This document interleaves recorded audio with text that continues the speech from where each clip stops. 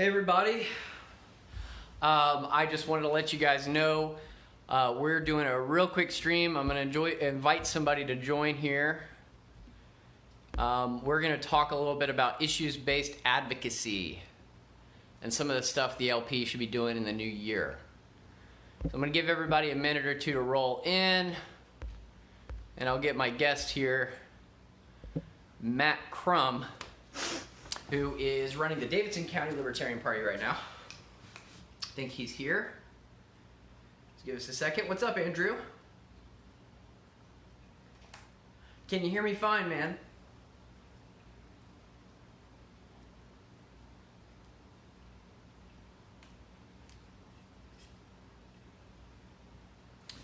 I look a little bit like a vampire with a screen in my face. It's great. What's up? Okay. So let's see if we can get Matt Crum in here. He just sent me a request, and there's the approval. Here we go.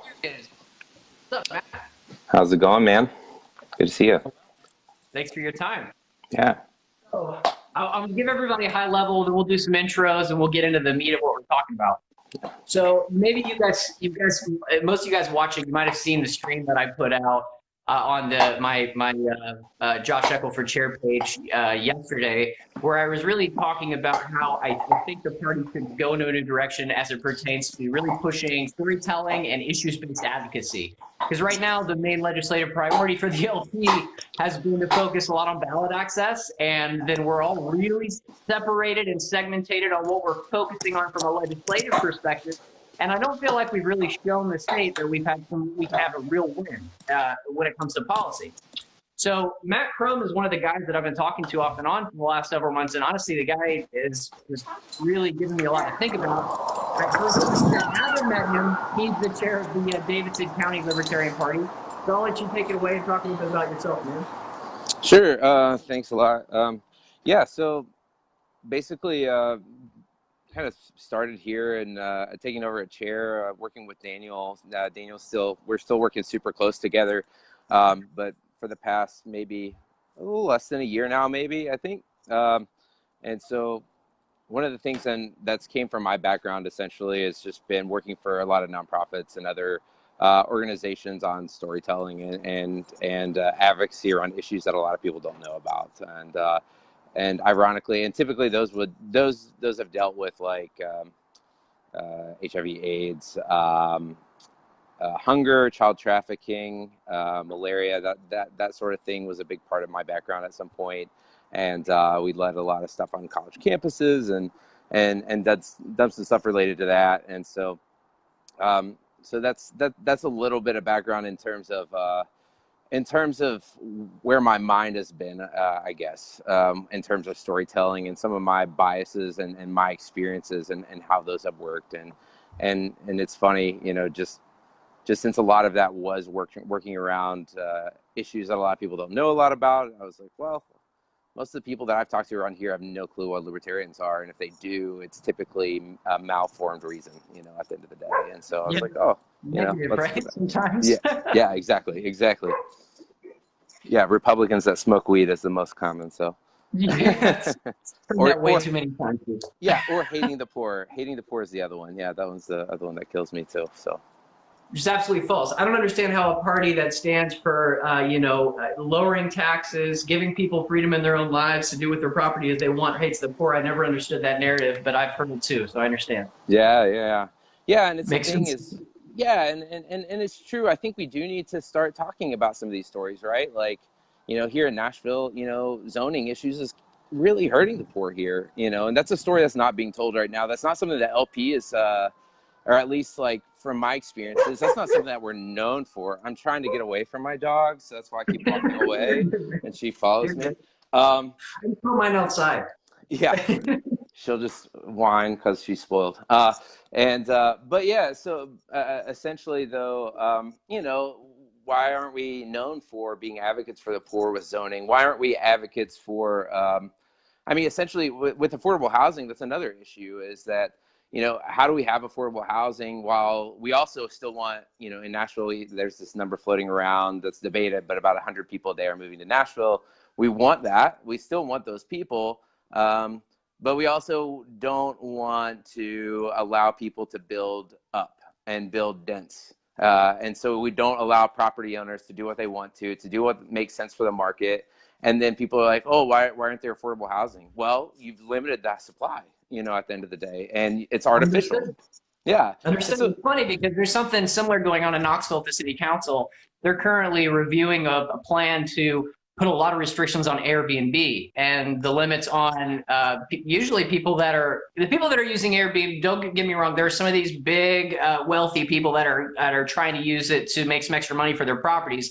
But for the most part, I think Airbnb is used by people that want to try to leverage their property to make a little bit of extra money on the side. And the city council of Knoxville is doing a lot to try to put the brakes on that and make sure that people don't have freedom to use their property as they want. But that speaks to the narrative that you're saying, is that there are these local issues, even statewide issues, that we could be chiming in with a libertarian voice, a very clear libertarian voice. And not only would it push an issue forward and try to resolve some of these are easy wins for the most part, at least on these city levels. But you know, we're not involved in those conversations, and as such, we're not branding ourselves. Nobody knows who we are, and we're not engaged on the issues that I feel like are really important. yeah, and so you're exactly right. I mean, especially it's funny on that Airbnb issue. I was kind of pegged. I did the same thing. Like I shared a house for a while and was able to make enough money just sharing a room and a bed and bathroom essentially to make enough money to be able to have for a down payment for another to make that a full-time Airbnb. So it was like amazing for me. It was the first time I've ever had any kind of cushion financially. And it was real frustrating to go and hear people talk at Metro Council, and we were dealing with those issues, and then, you know, be pigeonholed as, oh, you're a big corporation from New York. And I'm like, I've worked in a nonprofit my entire life. Like, and this is the first time I can finally take a risk, like if something I believe in, and not just have to do a 9 to 5, you know, if I don't want to. And Yeah. and so, I mean, yeah, so that was an interesting piece there. But yeah, I hope that at the end of the day, you know, we're able to change some of these narratives, though. Yeah, because you've got the Republicans, at least again, I'm speaking for Davidson County. A lot of the Republicans here, you know, they get associated with Lee Beeman and some of these, which is a big car salesman guy who is, you know, very much a social conservative guy, and he is not like an ally of ours on most issues, unless it's tax issues and stuff like that. Then we typically align with each other. But he doesn't care about, you know, the perception is he doesn't care about the poor, and I'm inclined to believe that at the end of the day. He's not out campaigning with people. He's not out talking about these other issues and bringing a free market approach to these things. It's how can I build up myself? Right, and I'm of the opinion that, again, Republicans, they like to believe they at least talk about economic mobility and all these things, but when you look at the way they legislate, they legislate like cronies. Almost all of them do. They take care of the corporate interests that usually got them into office. And heck, this is a major party for both the Republicans and the Democrats, but I don't feel like they actually promote issues that actually help people. Andrew Wilson, one of the guys from my county, he ran a city council race. He just chimed in, and this is a really great point. Coming up in Knox, restrictions on tiny houses and accessory buildings. I mean, that's a great idea right there. If people have freedom to do on their property, build small properties on that parcel of land if they want to. So the council's trying to restrict them. Yeah. But Matt, real quick, let me just, since we got some new people joining, I'll let you kind of take the reins again, but I want to let everyone know what we're doing here. So just so you know, Matt Crum, to my right is Davidson County Chair. I'm the chair of Knox County. I'm running for chairman as well. But what we were talking about today is issues-based advocacy and opportunities we have as a party to really latch on to local city issues to try to drive the libertarian narrative forward by seeing some small wins on local levels. So we wanted to put out the bat signal to everybody in the group today to say, hey, is there something in your local community that you could take a libertarian stance on that the state could get behind to try to show a quick win? So Andrew, thank you for that comment. I think that's great. And if you want to jump in and talk to us a little bit more, feel free to request to join the stream. We're happy to chime in. That's open to anybody here. Yeah, yeah, and just some small things that we're trying here in Davidson County that I've been really excited about. Essentially, there's this guy named Calvin Johnson, or Calvin Bryant, sorry. Calvin Johnson's the receiver, I think. I'm glad you're telling the story, though, because this is a really good one, I thought. Yeah, so there's a guy named Calvin Bryant, and it was a real crazy situation where Metro police had paid this guy that had a really long rap sheet at the end of the day, $1,000 to essentially entrap this college kid that had no record in the past, to essentially get them to sell ecstasy. And so Calvin kept declining, and he kept raising up how much he would pay, and eventually Calvin was like, fine, I'll find you some ecstasy and I'll sell it to you. While the dude's in college, he came from a poor neighborhood, and at the end of the day, he got caught by the police, obviously, because it was a setup, and he had a mandatory sentence of 17 years in jail, first time offender. Unbelievable to me. And yeah. he actually just got released. And we were a part, so he was in jail for 11 years, and but due to some good lawyers and a lot of crowd swell, essentially, that's happened, he was able to get released. He still needs clemency. It's not an official clemency at this point yet, so he still will not really be able to get a job very well for the next 5 years because he's got a high level felony, but he's out. And so that's been huge, and and that was one of the things that we actually helped promote a lot here in Davidson County. We had talked through that, and we were thanked specifically by their lawyers, like by name, of being a group that's helping, and to me that was so energizing. At the end of the day, it's like, hey, we actually like made a difference on in somebody's life for the positive. And even though it's just like one small case, it really impacts somebody's life in a huge way. And so yeah, and I think that'll really, it does energize people, like you said. One of the things that I feel like we do a lot, and I'm sure you agree with me on this, is that we spend a lot of time just in the echo chamber. It's kind of ridiculous how much time we spend in the echo chamber. We'll spend a lot of time talking to people that already agree with us about things that we all like, when in reality there are injustices happening at the state level all the time.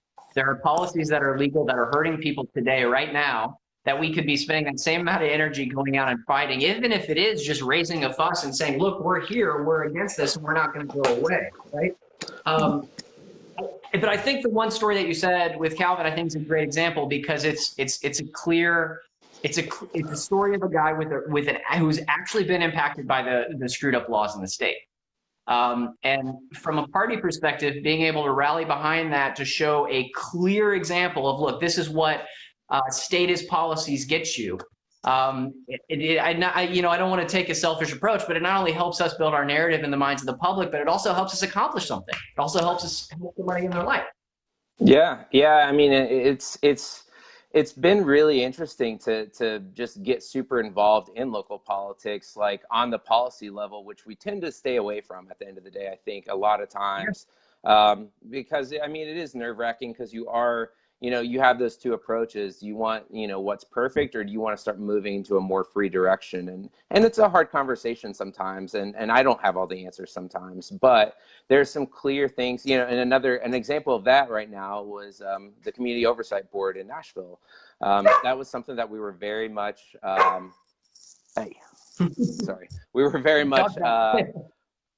we were very much a part of the conversation before it actually became a referendum. Not everyone agrees with it, but they sent people over to talk to us. They actually wanted our feedback, the Libertarian Party's feedback, and they were appreciative of that. And I think that we had some good insights to share with them.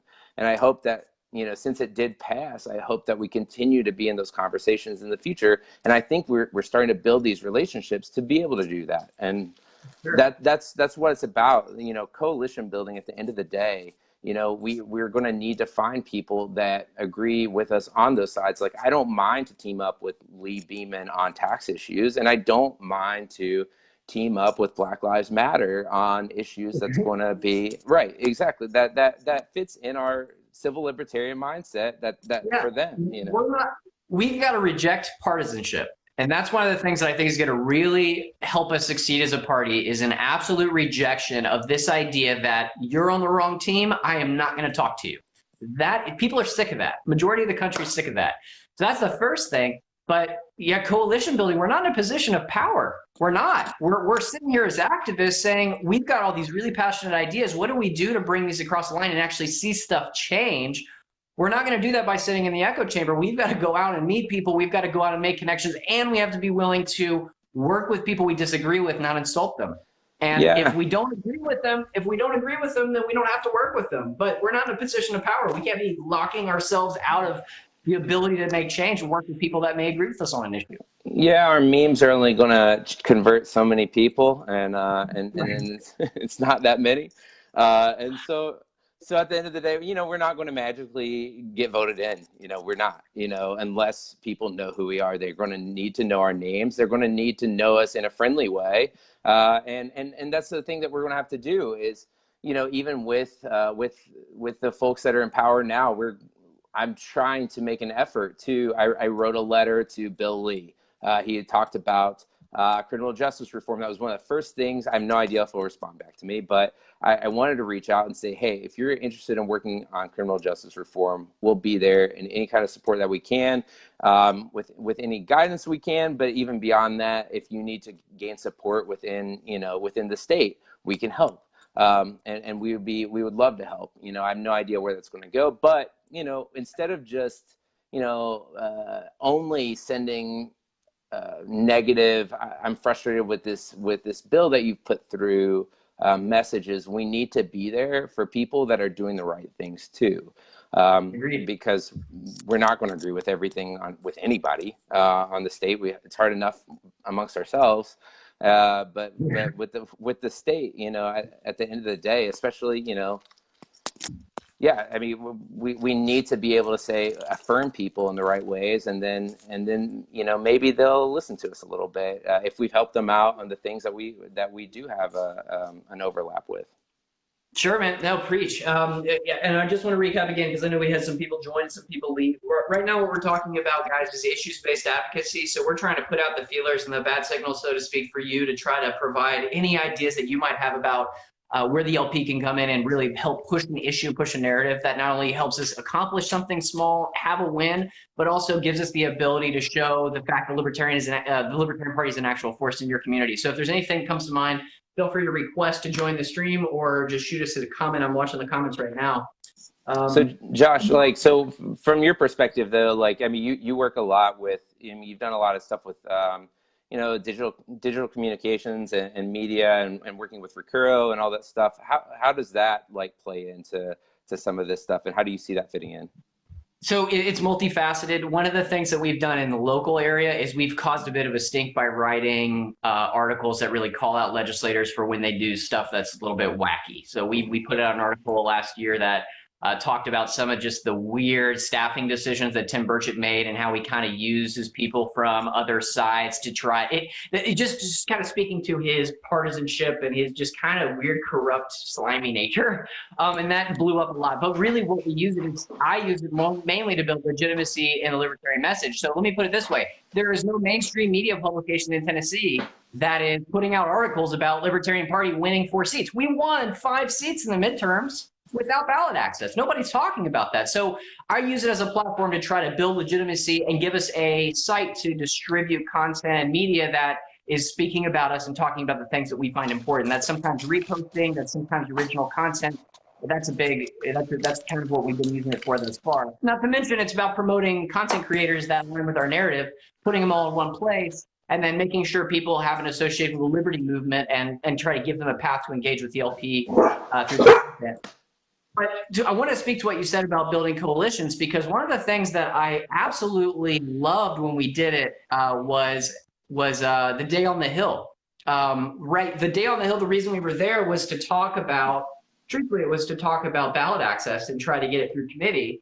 But if we were doing those kind of day on the hill events with county chairs and leadership in the party on a quarterly basis, and we were not only making connections with legislators and talking to them about our needs as it pertains to ballot access legislation, but also talking to them about these issues that we've been discussing, actually talking about, hey, we want to work with you to help you say reform, have some criminal justice change, or lower taxes in this way. When you get into these one-on-one dialogues with these state reps, they'll tell you what they want to get done.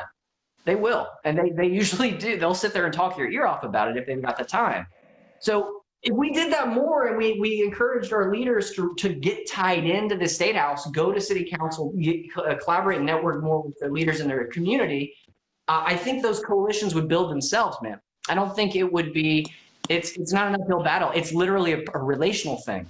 I wish Justin Cornett was here, because that is one of the key things that he did before he moved to Johnson City when he was in Knoxville. Was he was the #1 driver behind building these relational connections. The guy would just go have a beer with the state rep and just make sure he knew that we were here, right? And he would be organizing these things in such a way that it always made them think, hey, if I need some allies in this area, or if I need allies in this issue, I know who to call. It's Justice Josh. And that's powerful, because it gave us the ability to know what was going on in the city council. We had a city councilor who was, honestly, she's pretty radically left. But one thing she wanted to do was keep the city government from spending several $1 million on a huge police complex that they were going to build. It was like a headquarters. So one of the first people she called was us, because not only does she know she can get her progressive friends to help, but she knows we're against excessive spending, and we're about economic responsibility. So she called us and she said, hey, we've got a city council meeting, let's get involved. So that's the kind of stuff that people don't really think about. Having that relationship is key. They know you and they associate you as the libertarian guy. They'll call you when they've got something that they think you align on.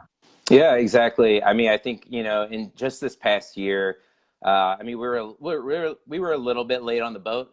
We were kind of in transition at that point, but it was funny to just to see the past year, the coalitions that have been built on the tax, the tax, no tax for tracks kind of folks here, which was the transit referendum, which was a $9 billion with a B dollar real estate deal at the end of the day that was going to raise sales tax for everybody, consumption tax essentially.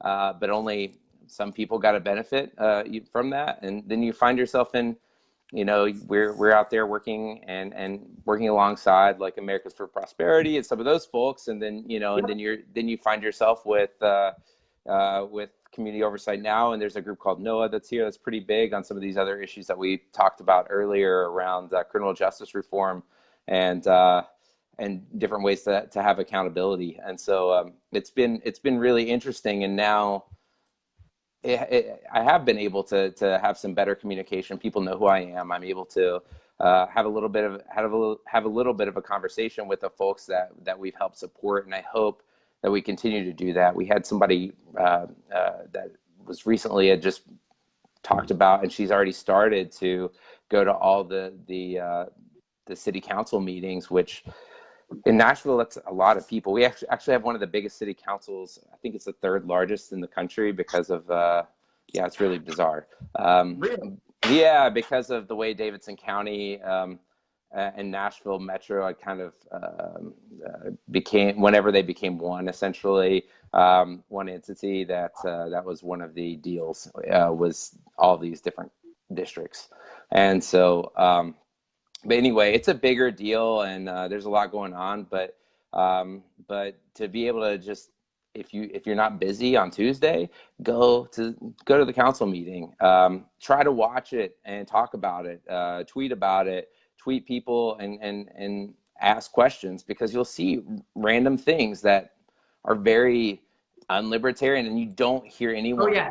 No one. Nobody's paying attention, man. Nobody's paying attention. I mean, when people go to these city council meetings, usually when they have an agenda, if there was a libertarian watchdog that just sat every meeting, I've gone to a couple myself in the last 3 months, and there's just stuff that just flies under the radar. That's no big deal because nobody pays attention.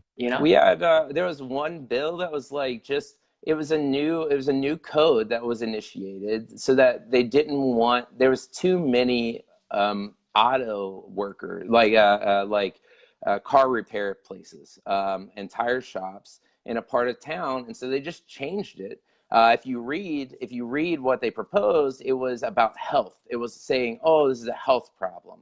And but none of the people that were actually talking about it and advocating for it, none of them mentioned health. Zero. It was, we see all these tires around. We don't want to see so many car shops. I don't know why there's so many there. And it's just like, sorry, it's not, you don't own that property, man.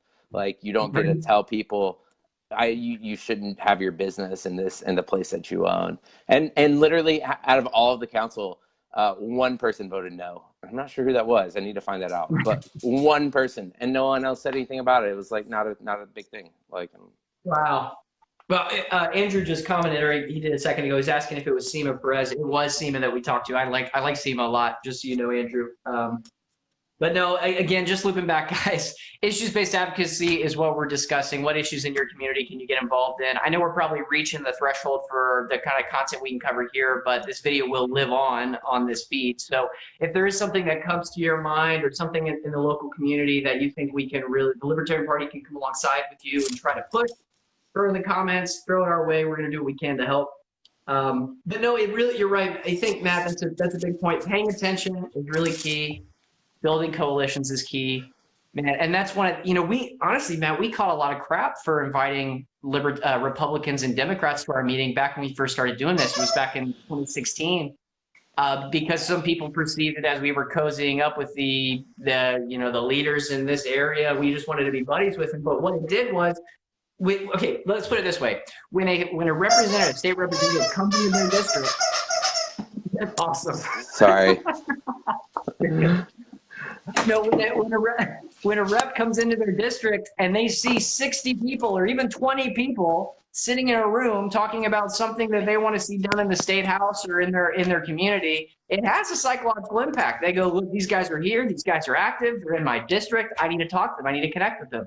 And so few people do it. So few people do it. Everyone thinks that, like, these voices are, people are calling, people are doing, no, they're not. People aren't. And I feel like we can be a large percentage of what they end up hearing and actually change some of this rhetoric, because people want something. They want to know what to do. They want to know how to interpret an issue. And it's just one of those, it's one of those things. We could be that voice. You go to a Republican or Democrat meeting, and dude, there's not very many of them. I want to say there's a couple of them that happen in Knox County every month. And dude, the demographic is very boomer, very boomer. The people that are coming out to these meetings are skewed in their 50s, 60s, and 70s. There's a lot of older people. And then when these representatives come to us and they see a lot of really young people, I mean, we're 30s, 20s, 40s even. There's obviously, demographics mixed in, but when you see a lot of these youth kind of coming in and saying, hey, we want to get stuff done, we want to be involved, it's kind of an interesting eye-opener, I think, for a lot of these representatives. They understand these people are here and the dynamics changing. So it can be intimidating, though, Matt. I think if you're a county chair and you don't really have what's going on, you may have a couple people in your county, especially in these rural counties, it can be kind of intimidating to bring somebody big in and have them, in a back and forth discussion. But I think once you get past that threshold, you invite them, you realize they're all people. It's really not a contentious problem. You find you make friendships and relationships a lot more than you make enemies. Yeah, exactly. I mean, and there's stuff that they can help, they talking to some of these folks, they've helped me understand, like, the Metro process better. I mean, it's really confusing. And so it's that's super important as well, but on top of that, on top of all of this, I think, taking it back to storytelling, one of the things that we were talking about before was, what are the stories that we need to tell? That's the other thing. And that may look different locally, but if there's something that's going on that you think is impactful, that really accentuates the LP's positions, I think that would be really interesting. What has the war on drugs done, to people?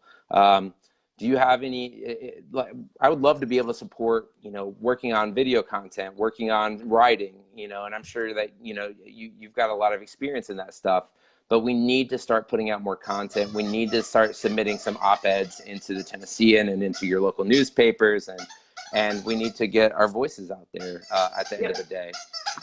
Great. No, and it's again, it's multifaceted too. So it goes back to what we were talking about earlier. It's not only about knowing what the issue is, but it's also about writing and putting together a clear and concise narrative when we go to the public with it. So that's again, that's a multifaceted issue. There's only so many people in the leadership of the state party today. I know that the four people that are running the state party today are busy as heck, man. They're always hustling and they're always working their asses off. But so we need activists, people with skills, the ability to do video content, the ability, even if it's just meme making to go alongside with writing and crafting a blog post. We need that a lot. So don't be afraid to step up. That's the message I want to put out there. If there's an issue or if there's a skill you can bring to the table, we want to help.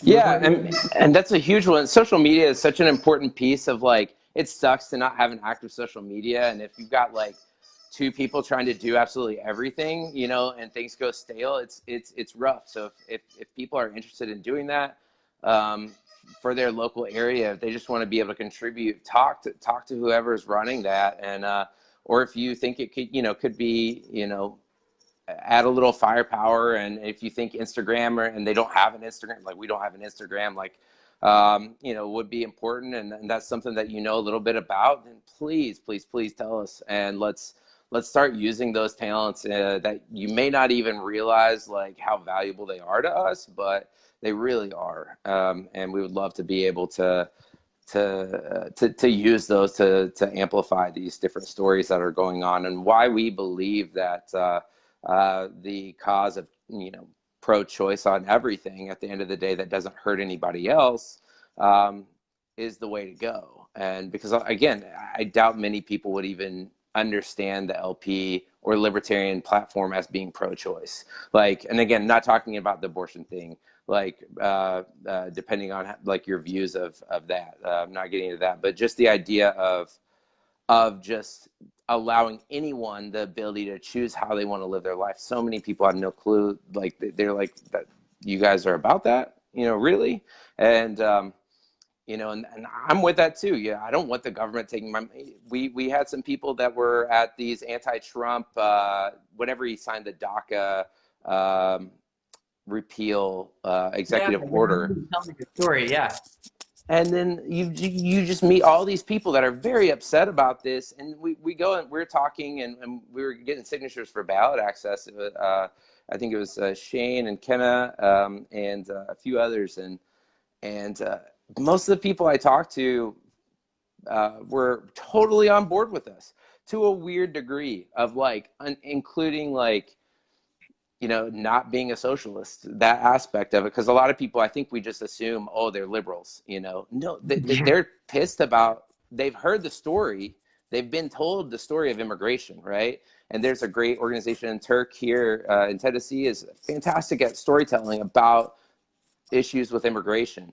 And so those stories have been out. And so a lot of people are upset about that. But we don't want the Democrats to just be associated with that, at the end of the day. That's what sucks. It's like, you don't have to just absorb socialism, a bad economic theory because you care about people. Like, that's just not, because to me, you care less about, I think I care more about people because I care more about maximizing every dollar for every person at the end of the day and allowing them to do with it what they want versus, I think honestly, Matt, I think a lot of Tennessee Democrats are really libertarians that haven't found the party yet. And the reason I say that is because they're not tax and spend. A lot of the ones that I've talked to, they're not tax and spend.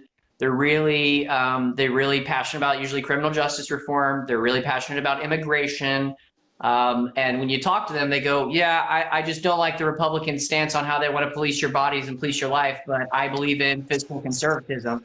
I've heard that so many times. My neighbor, I was having a conversation with her. She's a lifelong Democrat, and she was telling me that she doesn't believe in national debt or deficit spending. And I go, why are you a Democrat? It's real. And again, I don't think there's a lot. I think the socialist thing is something in the extreme fringes in some of these really liberal pockets.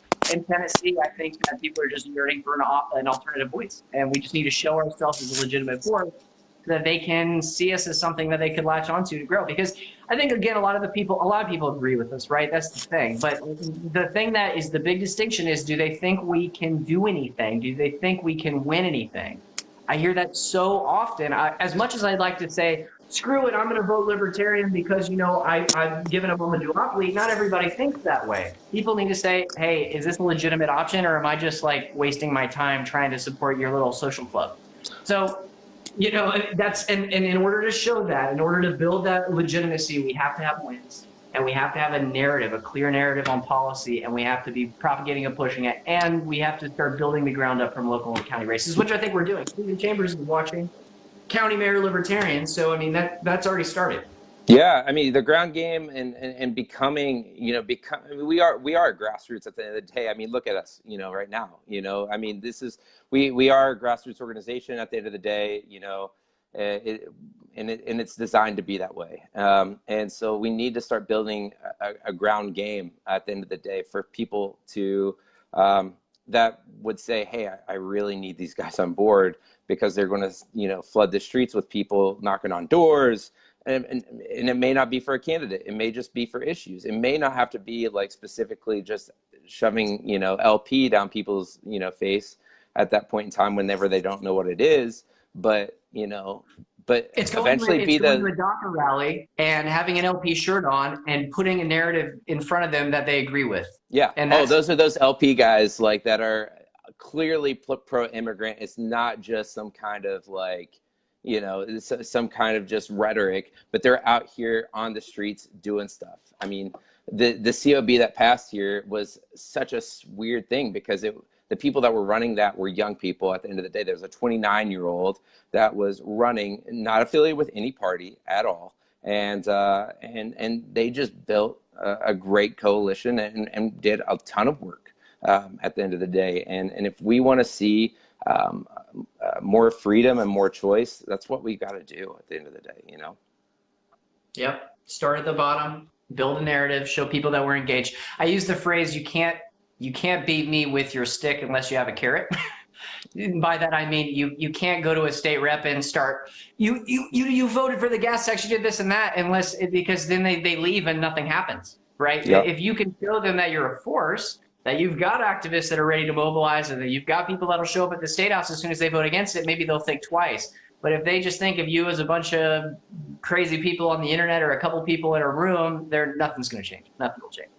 Yeah, so. I mean, people have no idea how big we are or how small we are. Like, depending, people have no clue, and so, but it's a great opportunity at the end of the day. I think the issues are a nice platform for us.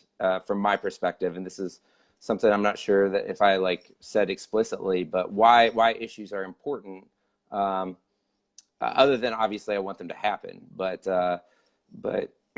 but it gives new people a place to plug into that also care about those issues, right? Like, that's how you build the party at the end of the day, from my perspective, and is that you get, if we're out there talking about immigration, people that are interested in that are going to come to us, but people keep seeing us do the things that they agree with. They don't need to know that we're libertarian or not. They'll learn it, and we'll have they'll see our shirts, they'll know it, and we'll teach them what that means by our actions at the end of the day, instead of our just our little things online, which again I think we need to continue to do, and I think we need to continue to push those messages as well, but we need to do both.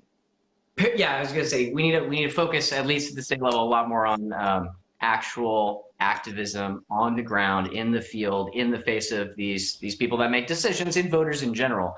I was talking to one of the guys out here who runs the Young Americans for Liberty at one of our larger college campuses in Knox County, and he's telling me that the college Democrats are always out, always in force, and always recruiting. And that's a big opportunity for us too, partnering with college groups to make sure that when they're seeing the Democratic message, they're also getting an alternative. They're not just hearing red, blue, red, blue. I think YAL is throwing, there's the cat, by the way. I think YAL is throwing some free speech balls, which I thought was a really cool idea, to try to tie, freedom of speech, not to any party, but to the liberty message, which they're tying back to libertarianism. So little stuff like that. It's more on the ground though, like you said. Yeah, I mean, for me, and also look at what communities are you in as well, like locally. That's maybe not that may have some kind of political tie, but maybe not.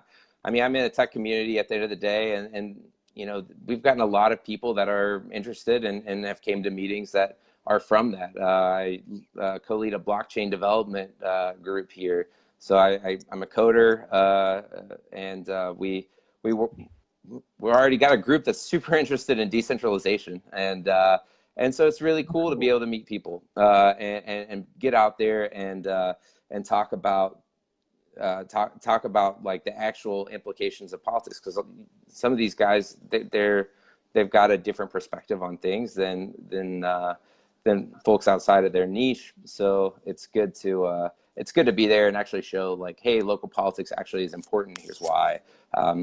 There are different conversations for different groups, and but it's been fun to be able to do that and just identify those kinds of things, those communities that we're already a part of that may not be associated with the LP, but how can we work that message in? How can we build from that? You know, blockchain's a great opportunity. Yeah, for sure. That seems like a ripe opportunity. But I mean, I think we've probably covered most of it, Matt. I don't know if we could say much more on this. I do want to remind everybody what the topic of the video is one more time for you that are just joining the tail end of this. We're talking about issues-based advocacy. We're talking about how the Libertarian Party can, rather than focusing solely on ballot access and this online stuff that we do, get on the ground, push an actual issue in a community, find a win, and start building legitimacy in the message. So if there's anything in your county, your community that you think would be a great idea, please let me know. I know Matt is a skilled creative. I won't say I'm a skilled creative. I'll say I'm a creative. But if there's anything we can do in the short term, we're wanting to help you guys bring that across the line and at least start thinking about what a docket of issues could be going into 2019 and 2020. So that's the idea. Matt, do you have anything else you want to add, man? I mean, I feel like we've been talking for a minute. No, I think we're good. I'll just keep rambling until the end of the day, so it's fine. All right. Well, again, thanks for joining, man. I'm sure we'll do this again soon. What's up, Sean Rice? I didn't say hi when you joined. It's nice to see you in the stream. Please leave a comment on this or shoot me or Matt a message. We're thinking about this stuff right now, and we'll hopefully have something to bring to convention in March as to what we think would be a good approach. So we're formulating that. It's in progress. Just keep us in mind if something comes to the top of your head there. Thanks again, Matt. Yeah. Thanks, Josh. Adios. We'll talk soon. See ya.